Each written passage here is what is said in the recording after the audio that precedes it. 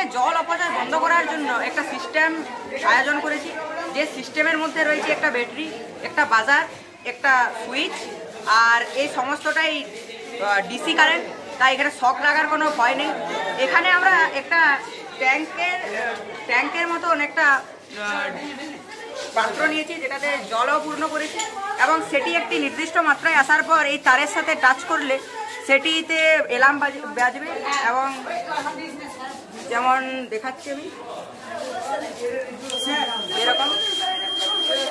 তারপর বুঝতে পারবো যে জলটা ভর্তি হয়ে গেছে। তারপর আমরা সেই জলের যে সোর্স সেটা বন্ধ করব এবং এটা সুইচটা বন্ধ করে দেবো, যার ফলে জল অপচয় অনেকটাই বন্ধ হবে।